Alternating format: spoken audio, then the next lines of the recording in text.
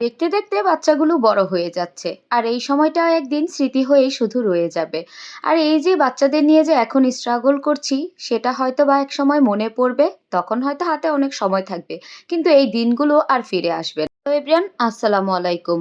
আজকের ব্লগটা সকাল থেকেই শুরু করেছিলাম, সঙ্গে রান্না বান্না ঝড় তুফান সবকিছু তো আছেই।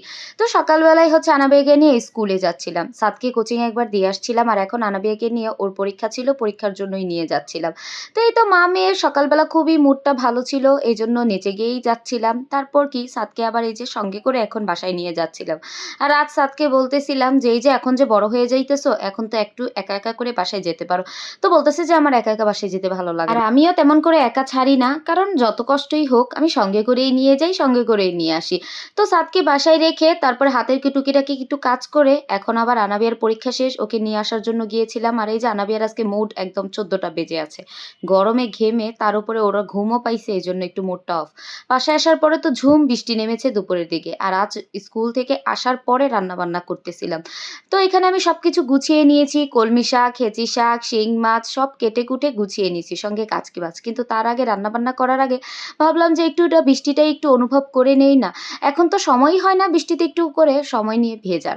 তো যাই হোক, এরপর কি রান্না বান্না করতে হবে, বৃষ্টিতে ভিজলে তো আর বৃষ্টি দেখলে তো চলবে না। তো রান্না বান্না সব গুছিয়ে রান্না করার জন্য সব নিয়ে নিয়েছি, আর এত জোরে বৃষ্টি হচ্ছিল, রান্নাঘরে জানালা দিয়ে আমার তো বৃষ্টির পানিই ঢুকে যাচ্ছিল।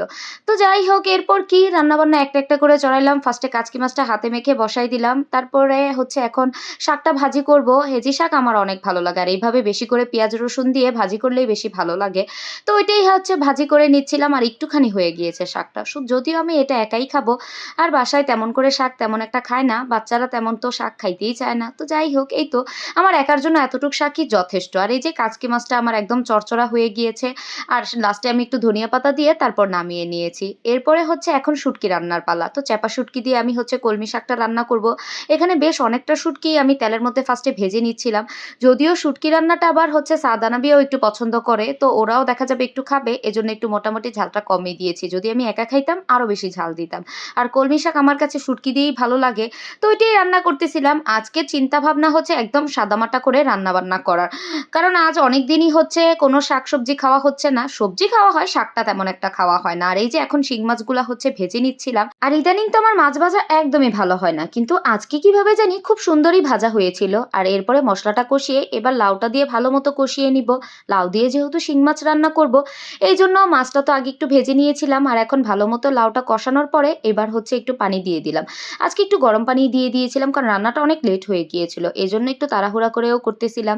রান্নাবান্না শেষ করে এখন খাবার খাওয়ার পালা। আর আমি খাবার খেতে বসে সবসময় অল্প অল্প করে একটু একটু করে সবকিছু নিয়ে ট্রাই করে দেখি কোনটা বেশি ভালো হয়েছে। তো ফার্স্টে একটু শাক দিয়ে খেলাম, তারপরে কাচকি মাছ দিয়ে, আর এখন শুটকি দিয়ে, পরে লাস্টে যেটা একটু বেশি মজা হয় আমি সেটা দিয়েই পুরো ভাতটা খেয়ে উঠি। আর ওই যে যেই তরকারিটা নেওয়া থাকে সাইডে, সেটা আমি পরে তুলে রাখি। এই তো ছিল আজকের মতো, টাটা বাই বাই।